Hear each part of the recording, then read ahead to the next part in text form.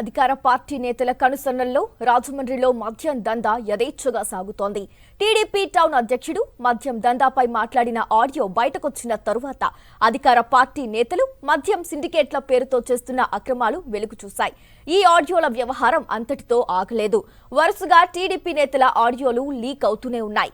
TDP నేతలు మద్యం వ్యాపారంలో ఎంత పాతుకుపోయారో ఈ ఆడియోలతో స్పష్టమవుతోంది. అయితే ఈ ఆడియోలన్నీ అసంతృప్తితో ఉన్న ఓ టీడీపీ నాయకుడే వరుసగా విడుదల చేస్తూ ఉండటంతో పచ్చ నేతలు తలపట్టుకుంటున్నారు. రాజమండ్రి అర్బన్, రూరల్ ప్రాంతాల్లో కలిపి 39 మద్యం దుకాణాలున్నాయి.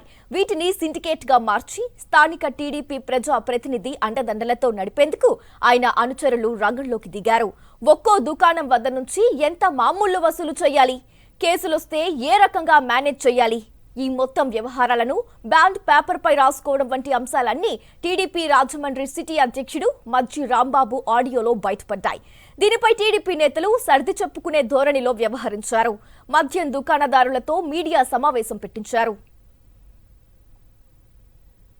నా పేరు మజ్జి రాంబాబు అండి. నమస్తే సార్, చెప్పండి. ఈవినింగ్ 5కి ఆనంద నివాస్ లో మీటింగ్ పెట్టారండి.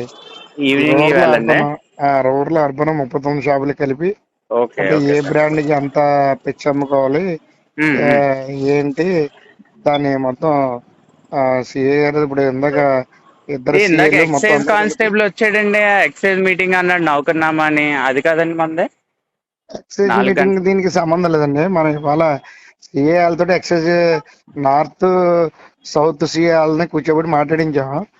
వాళ్ళు ఏదో ఆఫర్ పెట్టారు ఇంత కావాలని. అది ఈవినింగ్ సిఏని కూడా రమ్మన్నా అక్కడికి ఆనందనేసికి. ఏం చేయాలి, ఎలాగ అమ్మాలి, అందరం కలిపి యూనిటీగా ఎలా ఉండాలి. నా సైడ్ నుంచి ఒక చిన్న రిక్వెస్ట్ అండి, చెప్పండి. మీరు కొంచెం లీడ్ తీసుకొని ఏమనుకున్నామో అది పేపర్ మీద పెట్టండి సార్.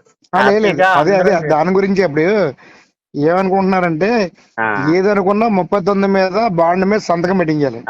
అంటే 100 రూపాయల బాండ్ మీద సంతకం